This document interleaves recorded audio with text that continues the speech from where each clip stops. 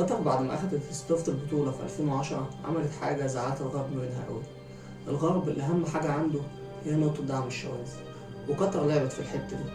عملت قوانين تمنع رفع المشجعين لأعلام الشواذ في المدرجات، وتمنع قادة المنتخبات إنهم يلبسوا الشارة اللي بتدعم المثلية الجنسية، وده طبعا جنن الغرب، وده اللي خلى الغرب يقلب على قطر وقال إنها تسببت في موت آلاف العمال.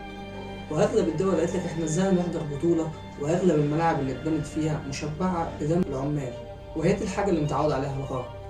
اول ما تزعله يمسك لك ملف حقوق الانسان وحقوق العمال، وايه اللي عملتيه ده يا قطر وازاي تعملي كده. عشان كده في خطر كبير قوي على البطوله اللي بتقام في قطر السنه دي. طب ايه اللي وصل الامور لكده؟ خليني احكي لك القصه من الاول.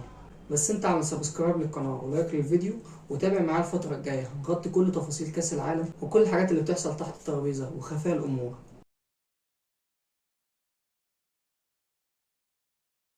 سنة 2010 قطر قدرت تفوز باستضافة كأس العالم كأول دولة عربية وفي الشرق الأوسط إنها تنظم حدث كبير زي ده، مع إن مساحة قطر 11,000 كيلومتر مربع، وده ما يقلهاش إنها تستضيف حدث كبير جدا كده.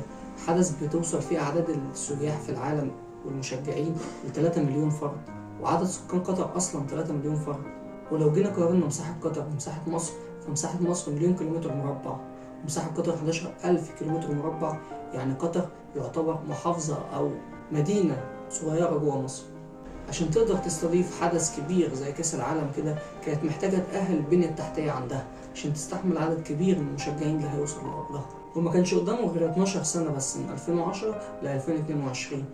وده اللي خلى قطر تفتح حدودها لعمال كتير من دول آسيا وأفريقيا يروحوا ويبدأوا الشغل في المدن الجديدة ووسائل المواصلات والاستادات الجديدة اللي بيعملوها.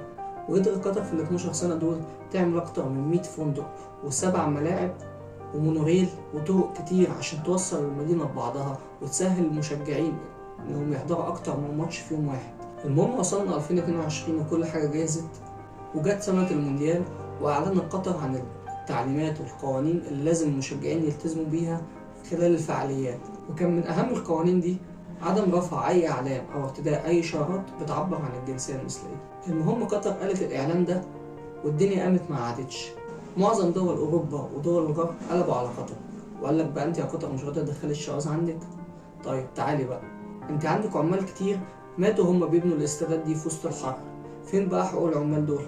وهنا تعرف على طول إن الكارت اللي دايما الغرب بيلعب بيه لما بيقلب على أي بلد أو يقلب على أي دولة هو كارت حقوق الإنسان. وفي حالة قطر هنا حجة الغرب كانوا بيقولوا إن دلوقتي درجة الحرارة في قطر عالية جدا، وقطر كانت المفروض تعمل بنية تحتية بسرعة خلال 12 سنة، فكانت بتجبر العمال اللي هم جايين من بنجلاديش وآسيا إن هم يشتغلوا في وسط درجات حرارة عالية جدا في عز الظهر علشان يلحقوا يخلصوا المشاريع اللي بتتعمل. وده اللي سبب حالات وفاة كتير وصلت ل 15,000 عامل بحسب المنظمات الحقوقية. ومن بعدها قطر بتواجه انتقادات كبيرة من حكومات دول الغرب أو حتى من لعيبة المنتخبات اللي بيلعبوا فيها. وخرج علينا توني كروس قائد المنتخب الألماني ولاعب فريق ريال مدريد الإسباني بتصريح شديد اللهجة على قطر، وقال إن فكرة تنظيم قطر لكأس العالم هي فكرة خطأ تماما. وبعدها خرج زميله فليب لام قائد المنتخب الألماني سابقا وقال إنه مش هيحضر كأس العالم. ده غير لاعب توتنهام الإنجليزي هاري كين اللي خرج علينا بتصريح شديد اللهجة، قال لك أنا مش هلعب أي ماتش في كأس العالم غير وأنا لابس الشارة بتاع دعم الشواذ. طب تسكت قطر على كده؟ لا، قطر راحت منعت التدخين رسميا من الملاعب بتاعة المونديال، وبعدها كمان راحت منعت المشروبات الكحولية، وكأنها بتقول للناس والله اللي مش عاجبه يتفلت. تسكت قطر وتهدى شوية عشان تهدي الدنيا اللي ولعة دي؟ لا، قطر راحت عملت حاجة تانية مستفزة للغرب. قطر راحت رفعت علم فلسطين بدل علم إسرائيل في مجمع الإعلام، وده اللي جنن الغرب وبدأ الضغط على قطر لإفشال البطولة. وبعدها بنشوف سيب بلاتر دوت هو كان رئيس اتحاد الكورة في 2010 وهو اللي سلم بنفسه لقطر حق الاستضافة. دلوقتي طالع يقول ان احنا الامر اللي حصل دوت ان احنا ندي لقطر استضافة كأس العالم ده امر غلط وما ينفعش واحنا غلطانين ان احنا عملنا كده. بعدها راحت طلعت الحكومة الدنماركية وقالت لك طيب انا بقى مش هبعت ولا سفراء ولا اي حد بيمثل الدنمارك في الافتتاحية بتاع كأس العالم او حتى فريق بيلعب. وطبعا ادام في حاجة بتتعلق بالشواذ فهنا بنلاقي على طول الحكومة بتاعت فرنسا وإعلام فرنسا، لأن هم أكتر مجتمع أو أكتر شعب بيدعم المثليين جنسيا. وطلعت الصحافة الفرنسية تهاجم لاعبي قطر وتقول عليهم إرهابيين. وهنا بنشوف الضغط الكبير اللي بيضغطه الغرب على قطر عشان يبوظ البطولة دي، بسبب إن هم جم ناحية حقوق الشواذ. ده غير محاولات كبيرة جدا لإفشال البطولة دي، خاصة إن هي كمان أول مرة تكون في الشرق الأوسط، والغرب عنده تحفظات من نقطة زي كده.